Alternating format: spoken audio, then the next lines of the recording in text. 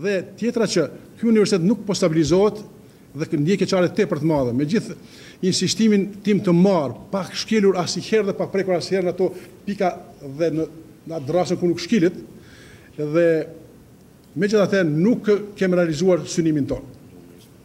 Për ta stabilizuar dhe për ta vuar në vijë dhe në binar të mbar këtë universitet, po më vjen keq për një gjë, për ministrin që tani vjen detyrë që kjo patate e nxehtë po i mbetet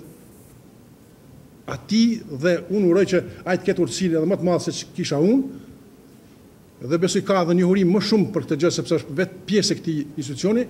dhe ta zgjidh sa më shpejt që është e mundshme, por se defektet do mbeten gjatë kohë në këtë institucion që jemi ne të prodhuarit e tij po. Fatkeqësisht nuk e quaj as të arritur as dështim, për faktin që është mbështetur në ligjin për arsimin e lartë, në 6.113 dhe është kërkesë eksplicite e rektorit për ta bërë një vendim të tillë, dhe kjo më bën që të mos ndihem as krenar, po natyrisht as keq për vendimin që ka marrë, për faktin që insistimi im ka qenë edhe me rekomandimin, edhe me vendimin, edhe me insistimin tim atë natën e nxehtë, kur shoqatat bënin protestën që institucionin ta nxjerrë nga një krizë që ka rënë, dhe rektorin po. Por në fakt edhe u keq interpretua, edhe u keq komunikua. Ne dim që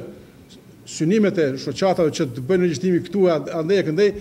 ata do të ishin seleksionuar në mënyrën më të mirë të mundshme, por s'po prejudikoj asnjë komisioni do vendos për këtë gjë, por megjithatë rektori na deklaroi diçka të çuditshme. Le të vendos çfarë do komisioni, por ai vendos për këto gjëra. Do shohim si do zhvillohen ngjarjet.